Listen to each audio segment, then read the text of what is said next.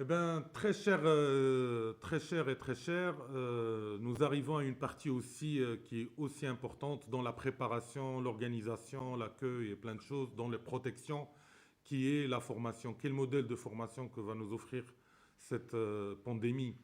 Quelle modalité de formation faudra entreprendre tout de suite? Même nous, actuellement, qui sommes à un mois et demi, nous avons encore besoin de formation et de formation continue. Alors, ce chapitre-là va être traité par mon ami et frère et compagnon de route depuis longtemps sur la simulation médicale, professeur Mohamed Mouhawi, qui est urgentiste, professeur à Casablanca, qui est le président de la Société marocaine de simulation médicale, le Morocosim, et qui conduit beaucoup de DU et de formations, notamment dans le centre de simulation de Casablanca. Merci Mohamed Mouhawi de nous rejoindre. À toi la parole. Bonjour tout le monde, salam alaikum. Merci à toi Adib déjà. Donc, je suis très très ravi de faire partie de ce panel d'honorables experts africains durant ce webinaire africain. Donc, je te remercie toi, je remercie mon grand ami Jamel Cohen et toutes les sociétés savantes et leur président. Alors, j'avoue que je te remercie pas déjà Adib pour une autre raison, parce que tu viens me dire 10 minutes avant que ton chapitre va être vraiment va porter l'information, il va falloir nous faire un bon truc. Alors là, tu me mets beaucoup de pression et déjà, j'en ai beaucoup même. Et c'est même au service. Et je vais te raconter une anecdote déjà et à tous les gens qui nous assistent. Euh, Tu sais, à Casablanca et Dib, c'est qu'on a ouvert pas mal de services pour prendre en charge les malades. Et du coup, derrière, il fallait du personnel infirmier et médical derrière. Ils nous ont pris des infirmiers de chez nous au niveau des urgences. Et ces infirmiers viennent me voir, ils me disent, Monsieur, on n'est pas contre le fait qu'on soit réaffecté, on est là pour servir notre pays et tout. Mais monsieur, on ne sait même pas le basique, on ne sait même pas s'habiller, on ne sait même pas se déshabiller. Deuxième chose, on a trop parlé de plein de gestion de l'airway, des voies aériennes. On dit dans les protocoles qu'il faut mettre un vidéo à laryngoscope. On a conduit avec mon ami le professeur à faire une série des formations là-dessus. Et les médecins du secteur public et secteur privé nous disent que c'est pas normal qu'on nous mette des choses dans les protocoles alors qu'on ne les maîtrise pas. Le professeur qui m'a précédé m'a tendu une très très bonne perche parce qu'il a dit qu'il va falloir du monde qui travaille, mais oh, c'est pas très difficile de trouver du monde, mais il faut du monde qui sache travailler et sache gérer la chose. Donc, mon topo va être axé sur la formation COVID-19. Quelle formation? Alors, je vais commencer déjà ma partie assez théorique et pour vous dire que, voilà, je mets un diaporama, c'est bon. Alors, déjà au niveau de cette pandémie, moi, ce que j'ai remarqué quand même, que c'est vraiment un avis personnel. On a mis trop le paquet sur tout ce qui est scientifique. Je vois les publications de nos collègues marocains, maghrébins et africains sont vraiment au top de la science, mais peut-être qu'on est un peu en déséquilibre. On a vraiment trop ciblé le scientifique, on a laissé de côté l'organisationnel. Alors, quand on veut gérer une pandémie, il ne faut pas oublier qu'il y a deux aspects, et moi je vais dire c'est à 50-50%. Il y a l'aspect purement scientifique, qui dit l'aspect scientifique, il faut élaborer des protocoles selon les derniers référentiels, selon l'evidence-based medicine. Mais il y a aussi un autre aspect qui est très important, c'est l'aspect organisationnel. Et qui dit organisationnel, c'est tout ce qui est élaboration du circuit et de conduite à tenir et qui seront accessibles à tous les acteurs de la santé. Alors, cette formation-là, déjà, on doit se poser pas mal de questions. Ils sont en nombre de 4 à 5. La première question qu'on va se poser par rapport à la formation, mais quel niveau on veut atteindre par cette formation? Je m'étais à imaginer 4 marches d'escalier ou 4 niveaux. On peut déjà imaginer un premier niveau qui s'appelle le novice. C'est des modules de B à B que tout le monde doit savoir maîtriser. Le deuxième module, ça va être le niveau capable. C'est-à-dire on va leur montrer quelques modules avancés. Il y a le troisième niveau, le niveau compétent, en leur apprenant des modules spécialisés. Et bien évidemment, on ne va pas oublier nos experts. Alors, même si on est expert dans tous les domaines, il ne faut pas oublier d'assurer une formation continue dans ce sens, particulièrement par les modules organisationnels. Donc, on va développer un peu plus la question dans les modules B à bas. Ce que je vous propose à c'est-à-dire tous nos collaborateurs, c'est que tout le monde doit être au courant de ce qui se passe au niveau de l'épidémiologie du SARS-CoV-2. Il faut qu'il maîtrise d'une façon générale la maladie COVID-19, ses aspects cliniques, paracliniques, thérapeutiques et physiopathologiques. Il faut que tout le monde sache maîtriser les mesures barrières et sache utiliser les équipements de protection individuelle. Enfin, un élément très important, c'est cette régulation médicale. Au niveau de toutes les villes du Maroc, je pense que ça devrait être la même chose au niveau des pays du Maghreb. Alors, au niveau des villes marocaines, il y a beaucoup de volontaires qui se sont présentés dans le centre de régulation. En général, ce sont des étudiants en fin de cursus. Ils viennent, ils sont très ambitieux, mais après, il va falloir savoir gérer les appels pour régulation médicale. Donc ça, on va dire, c'est le basique, c'est le strict minimum, c'est le SMIC.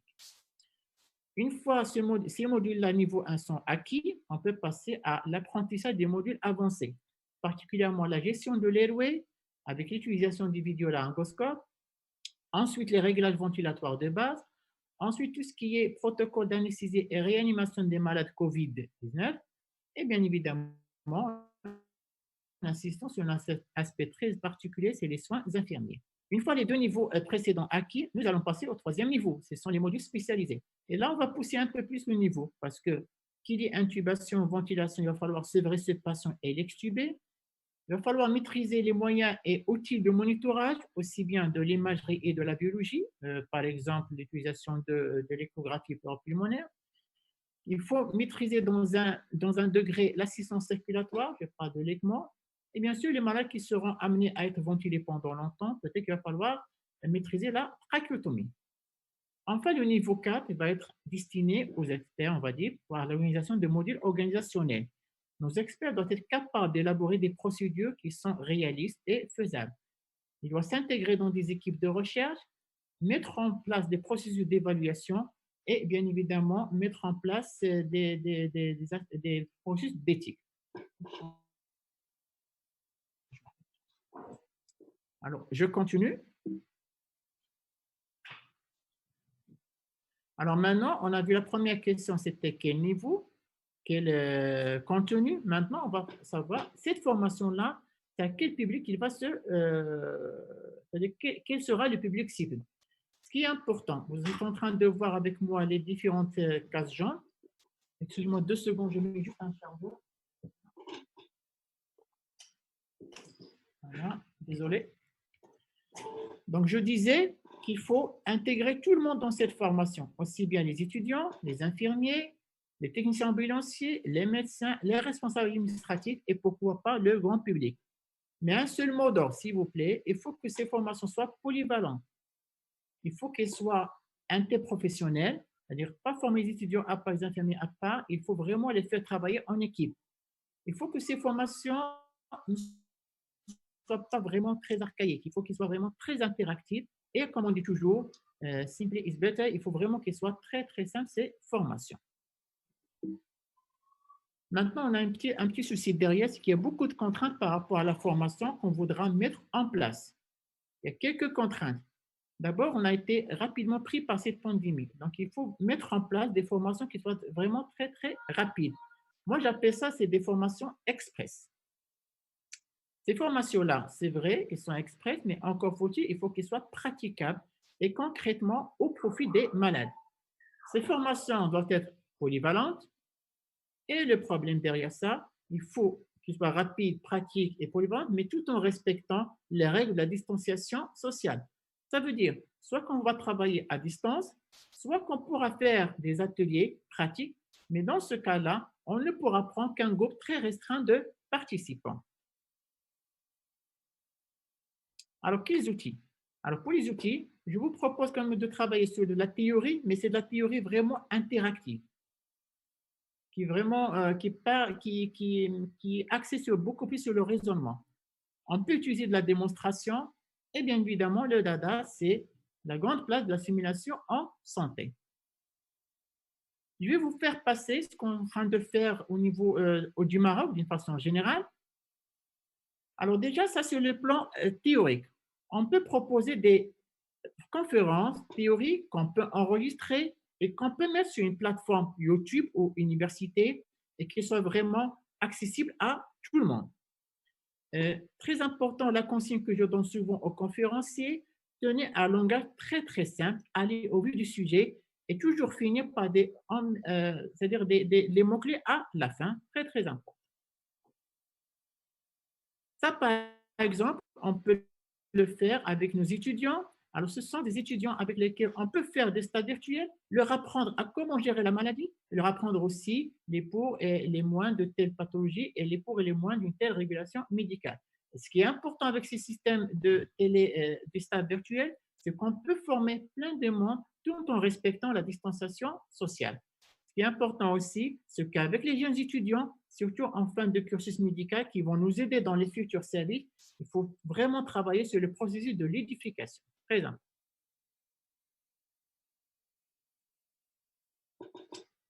Le deuxième aspect après la théorie et les stages virtuels, c'est le démonstratif. Alors, le démonstratif, c'est bien. Je reste quand même sur ma fin par les démonstratifs parce que c'est vrai qu'on montre aux personnes comment faire les choses, mais il faut vraiment qu'ils soient plus ou moins à côté de vous. Il faut les voir pratiquer la chose. Maintenant, juste enregistrer une vidéo et le montrer aux gens, ça c'est bien. Mais encore faut-il qu'ils sachent pratiquer et débriefer leur façon de faire. Nous avons organisé aussi au niveau du Maroc quelques sessions pratiques. Et là, vous voyez, vous êtes en train de voir mon collègue, le professeur Kitani et le professeur Mouni. Il faut savoir que cette session, on l'avait faite en dialectal carrément, c'est-à-dire qu'elle a été très, très, très simple. Et on a expliqué aux infirmiers, aux étudiants, c'est quoi un cathéter central, c'est quoi une sonde vésicale, c'est quoi une sonde d'intubation. Des choses que peut-être nous, ça nous paraît vraiment simple, mais dites-vous que pour le commun des mortels, il faut vraiment tout l'expliquer avec la façon la plus simple possible. Et on arrive vraiment aux clés de voûte, c'est la simulation. On ne va jamais le dire, on ne va jamais cesser de le dire, c'est jamais la première fois sur le patient. Et l'épreuve et l'exemple de la pandémie à Covid nous a montré bien de choses. Il nous a montré vraiment la place que peut prendre la simulation en santé dans cette formation. Alors déjà, qu'est-ce qu'on peut former grâce à la simulation? Avec nos jeunes résidents, on a fait beaucoup de formations en groupe. Alors, comme vous voyez, ils sont au maximum, ils sont 4 à 6 par session. Ces sessions-là, on les apprend à vraiment maîtriser la vidéolaryngoscopie, que ce soit le VL canalisé, le non canalisé avec Macintosh modifié et enfin le type glidoscope. Et je peux vous assurer qu'une fois passé sur le vrai malade, j'ai eu de bons échos, c'est que bons retours, c'est que vraiment la tâche devient facile par rapport au vrai malade. Alors, si on peut intégrer ça dans d'autres scénarios, c'est encore mieux. Maintenant, on peut aussi proposer de la simulation conventionnelle. Alors, qui dit simulation conventionnelle dit dérouler des scénarios moyennant un mannequin, haute fidélité, mais dans un sens de simulation. Ce que vous êtes en train de voir à gauche, ce sont des médecins anesthésistes-réanimateurs du secteur public et secteur libéral, et on les avait mis devant une situation qui est la suivante.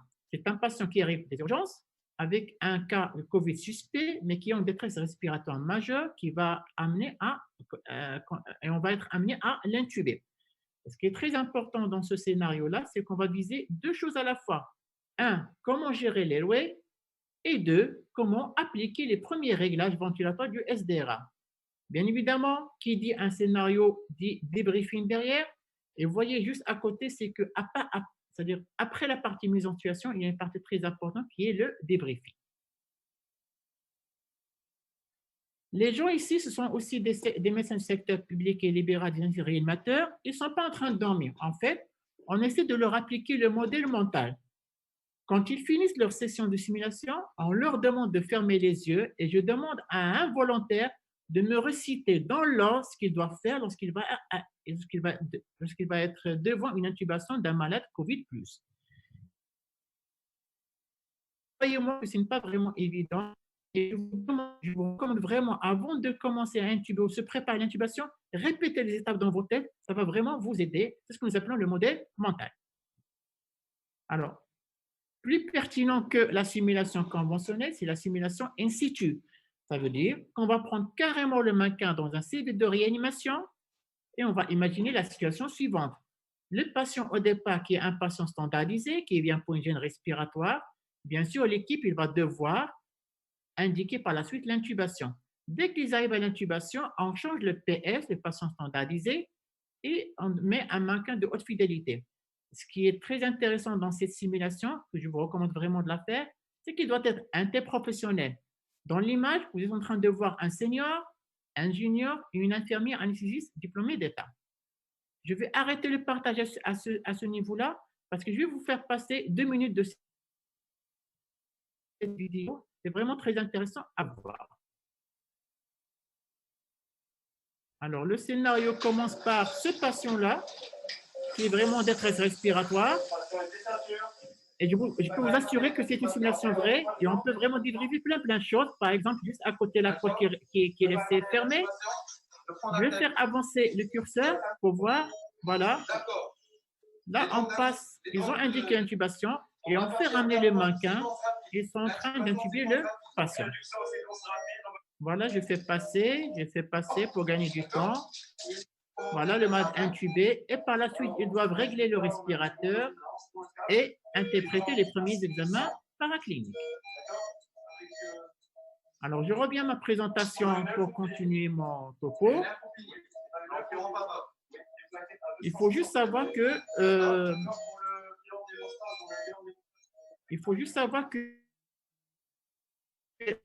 toute simulation ne se construit qu'avec un débriefing. On fait le débrief avec tout le monde, même avec le patient standardisé, c'est vraiment très intéressant. Moi, j'aime bien cette session de simulation, mais vraiment in situ. On se met vraiment dans le cœur de l'action. Alors, qu'en est-il de la formation à la régulation médicale? Alors, la formation à la régulation médicale, comme je vous ai dit, elle a été faite par des internes volontaires qui sont hors du secteur de l'urgence et de l'anesthésie de réanimation. Elle a été faite par des volontaires, par des étudiants de 5e, 6e année. Alors, ce qu'on a essayé de faire, c'est d'élaborer des protocoles et on a essayé aussi de simuler 5 appels audio différents, partant de l'appel de plaisanterie à l'appel de complaisance, à l'appel insultant et à l'appel de quelqu'un. Alors, nous, au Maroc, on a beaucoup de dialectes au Maroc. Et mes collègues marocains vont comprendre quand je vais dire que c'est quelqu'un qui appelle et qui ne parle que berbère. Et c'est vraiment très difficile à maîtriser comme exercice. On avance. Là, par contre, je vous propose une plateforme de formation qui est très importante, très intéressante, c'est le Serious Game. C'est une plateforme qui a été offerte par nos collaborateurs de MIC Active vraiment gratuitement, gracieusement. Je vous laisse le temps rapidement de noter le mail au-dessous du mien. Alors, pour tous ceux qui veulent une version gratuite de ce Serious Game, il l'aura sans problème. Alors, ce Serious Game, on a imaginé la situation suivante. C'est un malade qui arrive dans un cabinet médical. Donc, que faut-il faire par rapport à ce malade? Je vais arrêter le partage encore une fois pour vous montrer le Serious Game.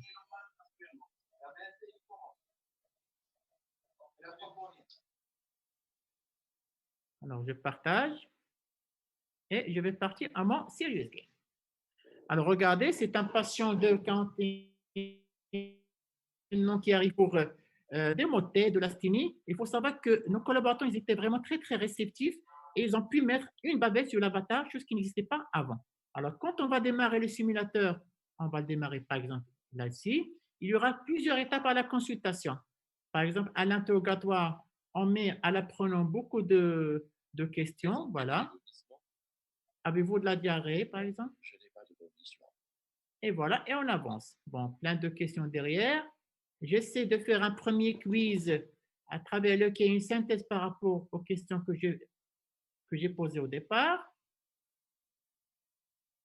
Après cette étape, je fais mon examen clinique. Voilà. L'examen clinique, toujours bavette en place.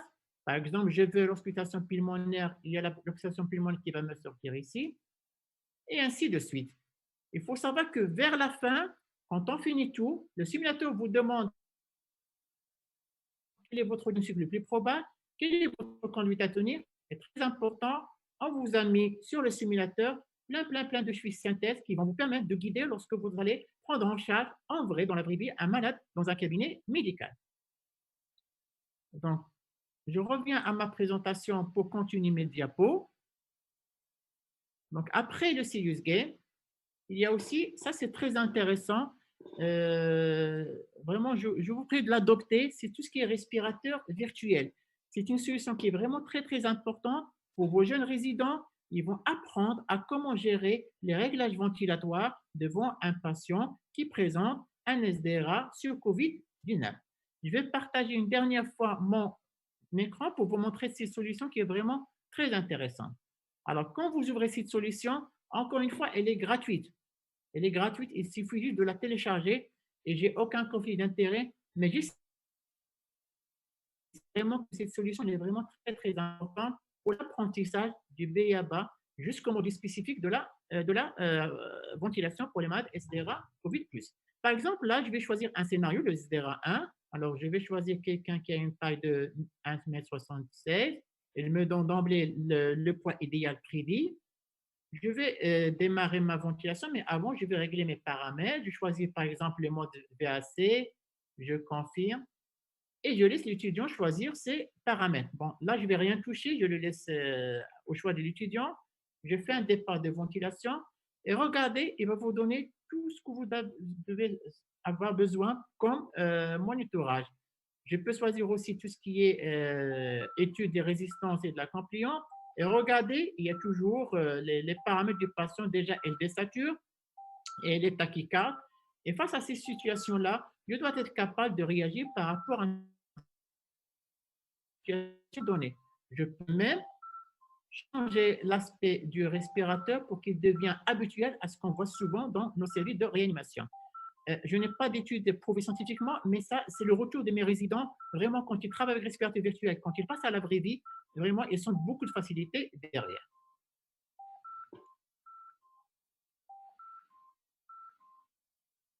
Alors, il me reste 2 ou 3 slides juste pour vous dire que voilà un tableau, un programme d'une formation express qu'on vous propose. C'est une formation qui va durer, qui va prendre 2 heures maximum. Alors, ce qu'on vous propose, c'est d'abord de parler d'une façon générale de tout ce qui est définition COVID, SARS-CoV-2, etc. Leur parler de comment appliquer les mesures d'isolement, parler aux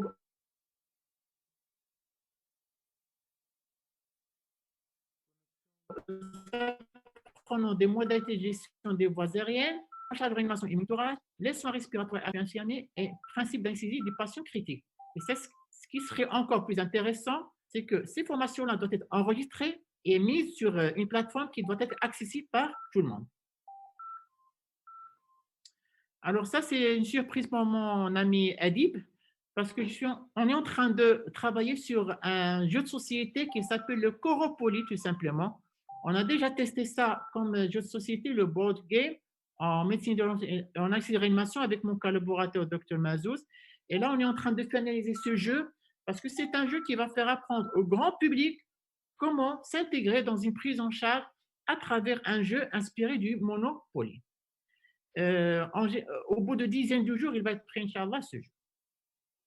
Alors, je vous dis merci pour votre attention et je vous pose une question sur la caricature.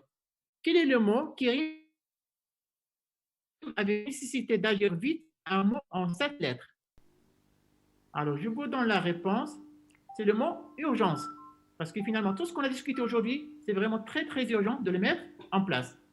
Sur ce, je vous souhaite encore une fois Ramadan Mubarak Karim. Je suis vraiment très ravi. J'étais très, très ravi de faire partie de ce panel. Merci encore une fois, Dodo. Merci encore une fois, cher Jamaldine. Et je suis prêt pour toutes éventuelles questions. Merci.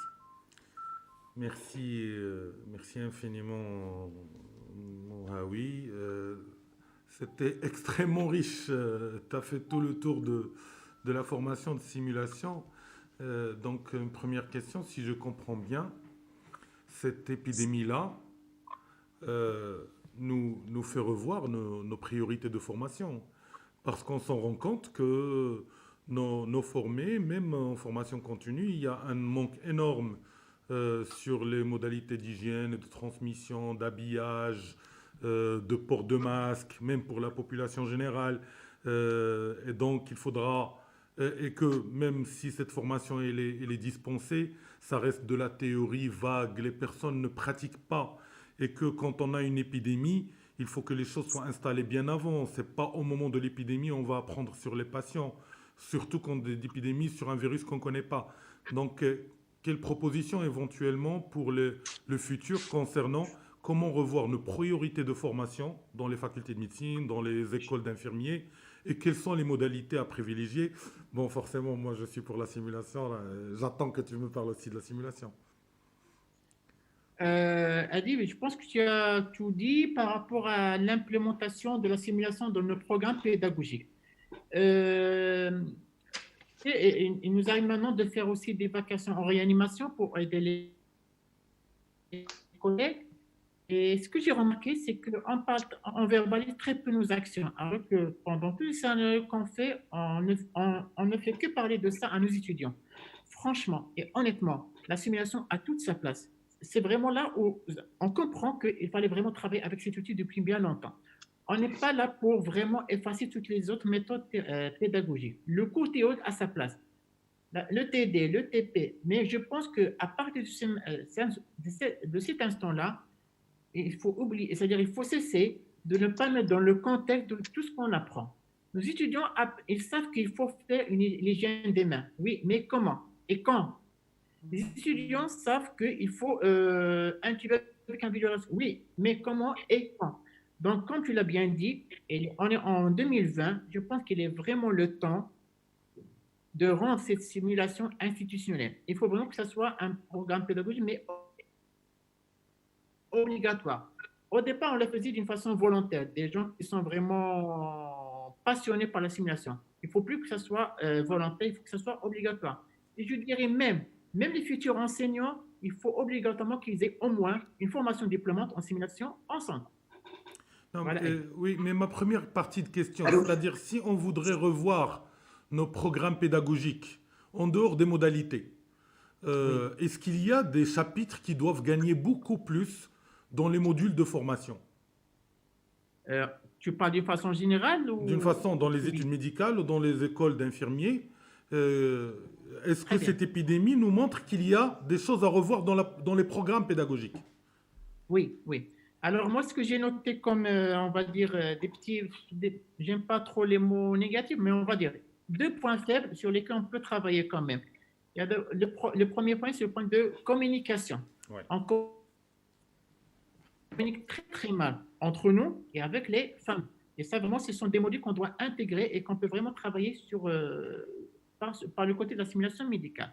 Le deuxième point faible où on n'est pas très très bon, c'est tout ce qui est soins infirmiers. Il nous a été amené vraiment à traiter ces malades, à aider nos collègues infirmiers, et Dieu sait que ce n'est pas vraiment évident. Et là, je rends hommage à nos collègues infirmiers qui font un travail extraordinaire au niveau de nos malades. Troisième mot-clé que je peux aussi rajouter, il faut cesser de travailler et là, particulièrement les études médicales, il faut cesser de raisonner par rapport aux pathologies. Je pense qu'il faut donner beaucoup plus d'importance, beaucoup plus de concentration sur la sémiologie, ce qui est vraiment la base de la médecine. Voilà. Merci. Tu as parlé de quelque chose d'extrêmement important qui est la communication. Et ça, je tire l'attention de nos collègues et amis africains qui nous regardent. On a eu des couacs même médiatiques parce qu'il y a ce problème de communication avec les patients et les familles Covid.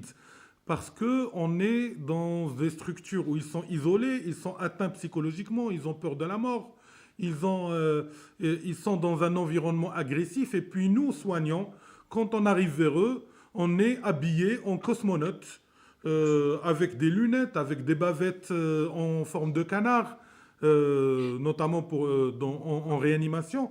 Donc ces patients-là, ils voient en nous des agresseurs. Les conditions d'hospitalisation ne sont pas adéquates, puis psychologiquement, c'est pas facile. Et puis, ils ne nous voient pas, même si on est empathique, si on est humain, ça ne se transperce pas dans le visage ou dans notre communication verbale.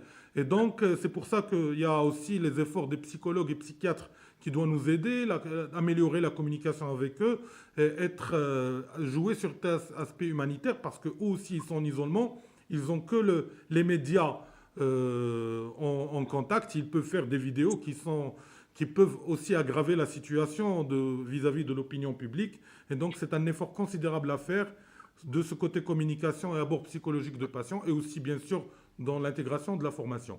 Deuxième point qui vient dans les questions, c'est justement ces serious games que tu as montré. C'est très intéressant de l'avoir parce qu'on a vu dans cette épidémie que les ressources bibliographiques, les journaux ont mis en accès libre beaucoup de choses, notamment la littérature concernant le Covid. Mais il y a aussi des sociétés, notamment des sociétés, et là je n'ai aucun conflit d'intérêt moi aussi, il y a l'AIRDAL, il y a CAE, il y a Mediactive, il y a Hamilton qui mettent en place des serious games et des simulateurs de ventilation qui sont en accès libre, que vous pouvez juste faire simulateur, serious game, et vous avez accès à des scénarios concernant le Covid où vous pouvez vous faire de l'auto-apprentissage un petit peu partout en Afrique. Et aussi, je voudrais parler de Body Interact aussi, qui est une plateforme qui a des centaines de scénarios. On a parlé depuis tout à l'heure du non-Covid, où il y a des scénarios qui sont non-Covid aussi. Il y a des Covid gratuits et du non-Covid, où les facultés de médecine et les instituts de formation des infirmiers pour faire des partenariats avec ces sociétés et peuvent offrir des formations en différé avec tous les étudiants de leur faculté en approche institutionnelle, parce qu'il y a ceux qui travaillent, mais il y a aussi beaucoup d'étudiants de médecine et infirmiers qui sont chez eux et qui ont besoin de formation en ce moment, notamment sur le Covid et en dehors du Covid. Donc vraiment un big up, si je peux dire, pour ces différentes sociétés qui ont eu cette démarche humanitaire. Alors je pense que professeur Koulibaly voudrait intervenir au Jamel. Oui, oui, oui, moi aussi. Alors, enfin, toujours pertinent, hein, mon ami Mohamed Mouraoui. Donc, je voulais juste vous rappeler donc, vous êtes partenaire de notre projet, donc de cette plateforme de formation, donc pour africaine, formation africaine, et donc le Morocco Sim, la société marocaine de simulation, qui a la chance d'avoir un président et un vice-président qui sont là. Donc, on a aussi de la chance pour enrichir cette plateforme. Et éventuellement, prévoir d'adapter les aspects de la formation ou la formation par simulation et bien sûr la téléformation, si on peut dire actuellement, pour enrichir cette plateforme qui va rester un espace qui va nous réunir pour les sessions à venir et pour l'après-Covid, j'espère. Donc, voilà, donc pensez-y à nous préparer des choses assez rapidement dans le contexte du Covid. Bien sûr, prenons en compte la réalité de tout un continent, la réalité diverse, un peu variable, un peu multiple, donc de chaque pays, quelque chose qui va dans l'urgence avoir de l'effet, bon, bien sûr prenant en compte les fermetures des frontières et les confinements dans nos pays respectifs. Et merci encore une fois, Mohamed et Adib, pour ce que vous faites. Merci beaucoup. Si jamais dit, si j'ose juste rapidement commenter, pour avoir un effet vraiment rapide, je sais qu'il y a beaucoup de contraintes par rapport aux différents pays, nous avons besoin de deux choses. Juste la volonté des uns et des autres. Nous, pays africains, on est capable vraiment de faire beaucoup de choses. Et je sais ce que j'ai dit. Vraiment, on a beaucoup de créativité. Il faut croire en nous, nos pays africains. La deuxième contrainte, c'est qu'il faut juste avoir de l'Internet à bon débit. Et à partir de ce moment-là, on peut faire beaucoup de choses. On peut faire de la téléformation, de la téléconsultation, de la téléexpertise. Et comme l'a dit Adib tout de suite même, il y a plein de logiciels qui sont accessibles gratuitement. Et on peut même les accompagner à comment utiliser ces logiciels sans avoir besoin obligatoirement de maintien de haute fidélité. Voilà. Ben, très bien, merci beaucoup. On réfléchira tranquillement, mais toujours dans le contexte de l'urgence. Donc, aux meilleures formules à présenter rapidement dans cette plateforme pour la rendre plutôt avec des objectifs pragmatiques et réalistes qui vont se voir sur le terrain africain, Inch'Allah. Est-ce que tu as, oui, Monsieur le Président, reprendre la main pour... c'est pas fini. Au fait, Mouraoui est très modeste. La plateforme qu'il a montrée de Mediactive, c'est lui qui l'a programmée. La scénarisation et beaucoup de choses. La société a fourni le moyen dessin animé, mais toute la partie pédagogique, c'est lui-même. Et là, je lui rends hommage. Alors, deuxième chose dont vous avez parlé, c'est sur le plan clinique. Ce premier webinaire, on l'a voulu exprès sur l'organisation, préparation, beaucoup de choses généralistes sur le montage pour que les gens commencent à se préparer. Mais la prochaine fois, on va aller dans le vif des sujets, et l'approche clinique, la prise en charge thérapeutique, beaucoup de choses, et vous êtes le meneur, Monsieur le Président. Professeur Koulibaly, vous voulez intervenir? Oui, merci encore au conférencier Mohamed pour son topo. Tout justement, j'ai retenu deux choses essentielles, c'est l'institutionnalisation de la simulation comme moteur de cette qualité de la formation et surtout la communication avec les soignants et les accompagnants, c'est capital. Mais surtout quand j'ai vu son module de formation, surtout le basique là, les BAB, les BABA du moins, et je crois que déjà si l'essentiel des intervenants maîtrisaient ces contenus de modules, on allait bien avancer dans la prise en charge. Par contre, je lui demanderais si toutefois il est possible de voir le contenu décliné de ces modules de formation, du BAB au capable, en passant par le compétent et pour aboutir à l'expert. Et quand j'ai vu décliner le contenu, je crois qu'on pourrait partager son expérience en matière de formation. Merci. Tu réponds, moi, oui. Merci beaucoup, professeur Koulibaly, pour ce que vous venez de dire. Bien évidemment, on peut décliner. En fait, j'avais mis sur la présentation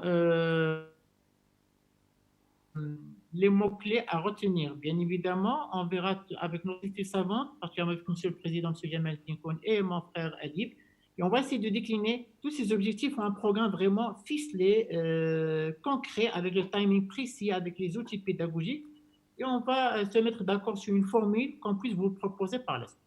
Je pense que la meilleure façon, je parle sous contrôle, sur le site de la SMAR, smar.ma, il figure déjà un programme pédagogique sur la formation au Covid qui figure depuis 2 mois, où il y a beaucoup de vidéos aussi, des liens, même un scénario de simulation haute fidélité qui est décliné dans ce programme pédagogique. Mais je pense qu'avec l'expertise qu'on a acquis, il faudrait qu'on actualise et peut-être mettre les liens carrément sur le site de la SMAR et de la SARAF, parce qu'il y a un site de la SARAF qui est excellentissime, et nos différentes sociétés, de mettre les liens pour que les gens puissent accéder à partir de nos sites à ces jeux sérieux, à ces scénarios, à ces programmes pédagogiques. Donc il y a un effort à faire collectif de cette part. Monsieur Moussel Monsef, vous voulez intervenir là-dessus? Monsieur le Président de la Société tunisienne. Excellent exposé, merci beaucoup. Merci à vous. Merci. Donc on arrive à la dernière conférence. Cette conférence s'intéresse au renforcement du bouclier sanitaire des pays africains. Quel défi, quelle opportunité. Je pense que ça fera le résumé de ce qu'on a vu, mais surtout avec les projections futures. Ça sera fait par Dr Ammar Abdou, qui a énormément de background. C'est un spécialiste senior en santé de la BID, mais qui a un excellent background dans différents pays africains, notamment avec l'Organisation mondiale de la santé. Merci beaucoup, professeur Mohawi, pour tout ce que vous nous avez montré. Et il y a du travail qui nous attend de partage. Merci beaucoup, chers amis et frères.